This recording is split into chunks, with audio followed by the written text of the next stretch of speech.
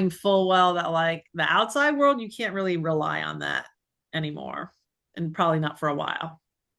And you also don't want to get distracted by that outer world either. So whether it's social media or the regular media, um, whatever's vying, whatever's getting loud and vying for your attention, especially, this is what you got to be really careful about, especially if it's like emotionally charged.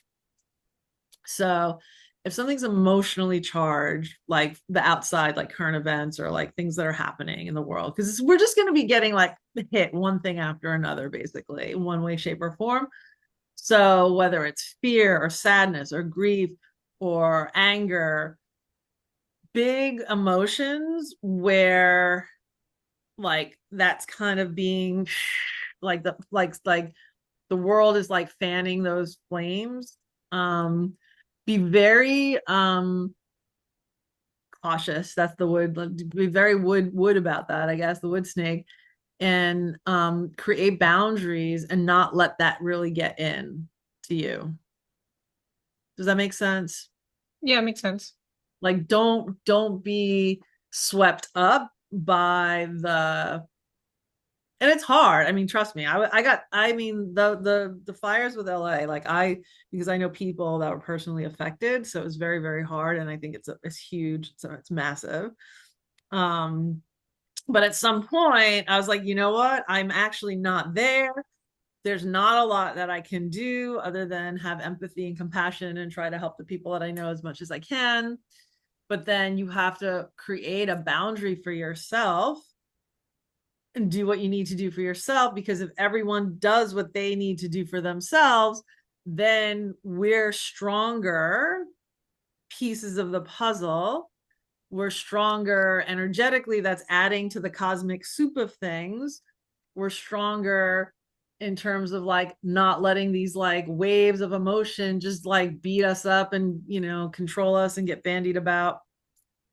um no, like we're gonna have a grip on our own reality and create the most solid, stable, healthiest mind, body, spirit that we can, because that energy contributes to the energy of the whole and holds it down.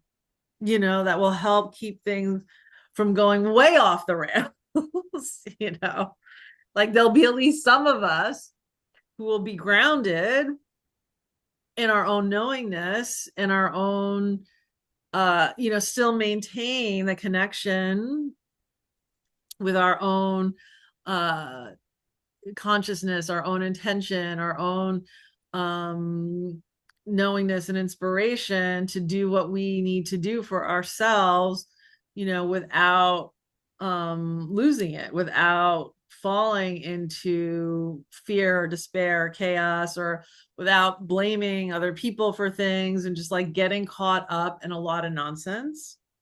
Like we have to be the ones, as many of us as possible, to stay grounded, clear, healthy, um and loving, I want to say.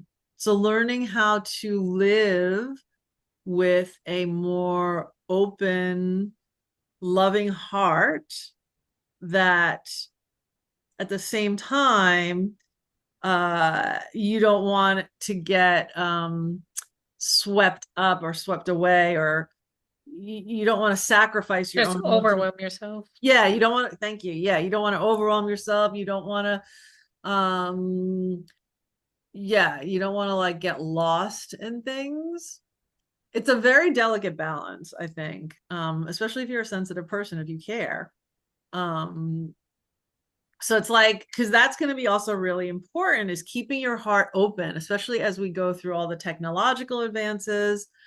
And I will say this, I will continue to say this, like all the technology is great, but we need to learn how to maintain our humanity and keep it as a tool, and not give our power away to the technology.